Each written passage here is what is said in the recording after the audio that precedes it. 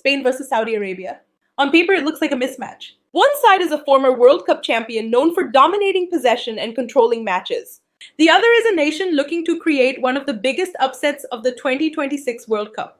But football history teaches us that favorites don't always win. Saudi Arabia know this better than anyone after their famous victory over Argentina at the 2022 World Cup.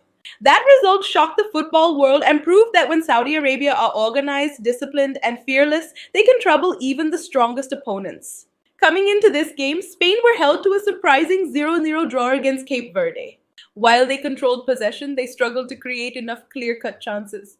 Saudi Arabia, meanwhile, earned a valuable 1-1 draw against Uruguay.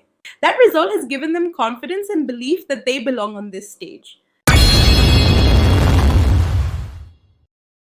Now let's imagine the nightmare scenario for Spain.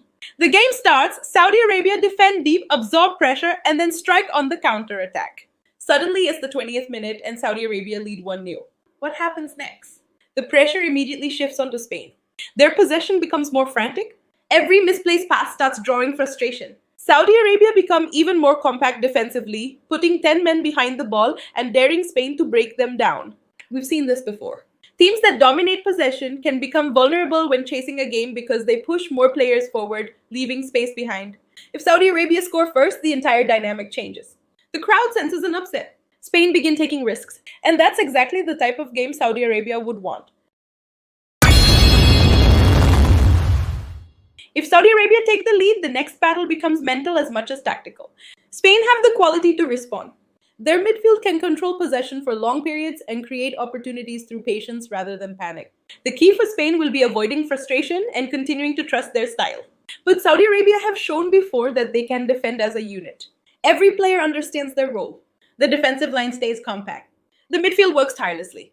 And every tackle, clearance, and interception boosts their confidence. As the game enters the final 30 minutes, fatigue becomes a factor. Can Saudi Arabia maintain their defensive intensity? Or does Spain's relentless pressure finally create the breakthrough? This is where World Cup matches are often decided. Not by tactics alone, but by concentration, resilience, and belief. Inside the Saudi camp, there will be no fear. The players know that very few people expect them to win. That can actually be an advantage. The pressure is entirely on Spain. Throughout their preparations, the focus has likely been on defensive organization, quick transitions, and taking advantage of set pieces.